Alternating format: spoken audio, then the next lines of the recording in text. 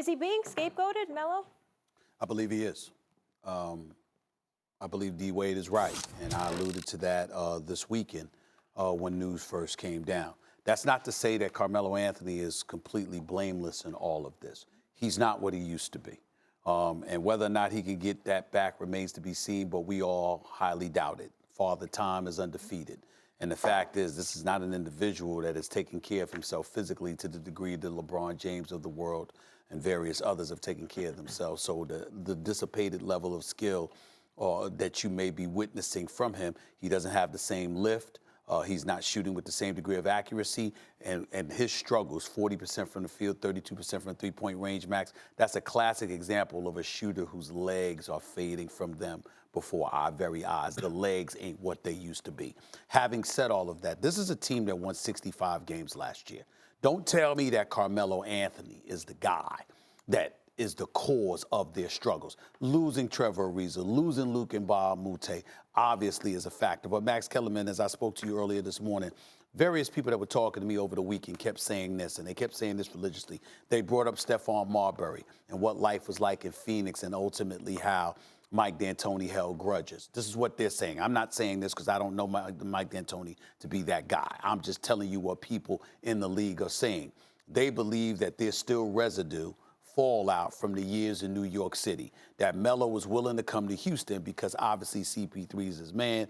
CP3 is one of the preeminent stars in the game, and particularly on that team. And a combination of his relationship with CP3, along with a decent relationship with James Harden, would protect and insulate him from the coach that was Mike DAntoni. Now you've got people that have actually been questioning that, and this is where you get D. Wade coming out saying, when y'all gonna talk about the real problem, because they're alluding to DAntoni to some degree. Here's where I will point the finger at DAntoni.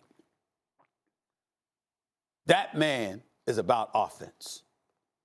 Now, we can speculate about whether he's hold grudges or not and all of this other stuff. I can't know that. I haven't spoken to Mike DAntoni. Even if I spoke to him and asked him, will you expect him to admit that he holds grudges? I'm not going to expect that, but I can tell you that's something he cannot deny.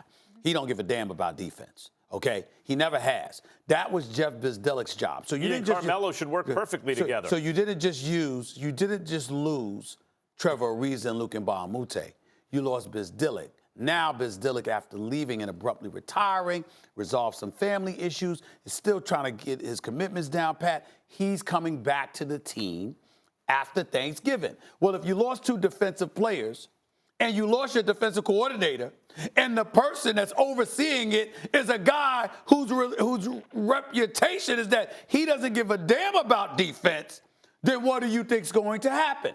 What's going to happen is what we have seen. So I think that is more about the personnel changes that have taken place, who they lost, the head coach they retained, combined with the defensive coordinator that they lost. That's really the problem here. Is Carmelo Anthony being scapegoated? No. Carmelo Anthony's not good. Hasn't been good for a while.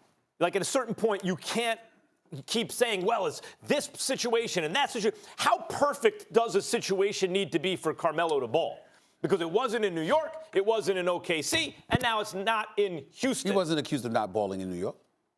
Toward the end, yeah. He won. Stephen A., you overrated him. You and I used to argue about this. Yeah. We had a whole argument about Carmelo versus Blake Griffin at the time. Wasn't very good anymore toward the end of New York. By the way, the real missed opportunity for Carmelo was when DAntoni was coach and Lin was balling out. Jeremy Lin was balling out. That was Carmelo's chance to adapt to the way the league was going. But he came back and really took control of the offense again. And now, as a result, in his dissipated state physically, not so easy. Like, I see him trying to do the right thing now. I see Carmelo thinking the game.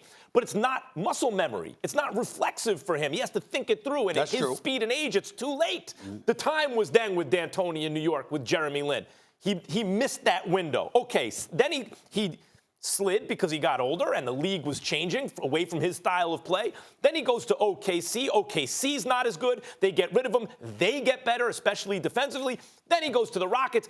They're no good. You're scapegoating Carmelo. They're not very good with him or without him right now, but they're worse with him than without him. They are minus 11 points per 100 possessions with him than without him. That's terrible. That means you're taking a mediocre team and making them much, much worse when you're on the court. You can't keep making excuses, or people can't keep making excuses for Carmelo Anthony. Now, There's Carmelo. I don't think this has to do with D'Antoni. And then there's Tillman Fertitta, the owner. He doesn't want to pay luxury tax. Why is Carmelo really on the team? He didn't want to pay the luxury tax. Because you got to pay Luke and you got to pay Trevor Ariza. You got to pay those guys, and you're going to have to pay luxury tax. At least Trevor Ariza. They didn't. Without question, you should have paid Trevor Ariza. They didn't want to do it because they knew they had to pay Chris Paul and James Harden and Clint Capella, and they're basically saying, okay, guys, we're giving you all this money. 3 of you better get it done with P.J. Tucker because we're not paying luxury tax. That's the issue. I mean, is Carmelo more to blame than the owner? No, the owner's more to blame than Carmelo.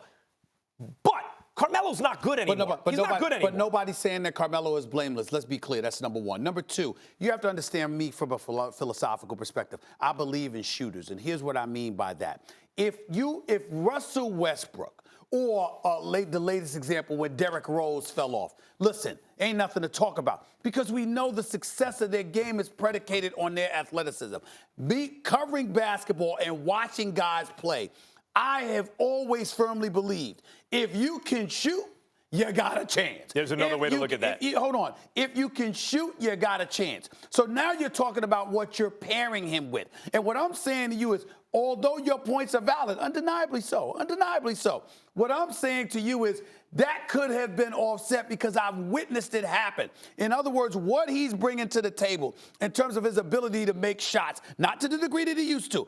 If you play defense, if you have the personnel and you pay that luxury tax and you keep an Ariza, not Luke and Bahamute more so, but if you kept a Trevor Ariza, if you made sure Jeff Bizdelic didn't leave you, and you added Carmelo with a Trevor Ariza, I don't think it would be nearly as bad. I don't think we would even be having this conversation right now. I want to get back to Carmelo because to me, you are making excuses for Carmelo. The Thunder were worse with him, better without him.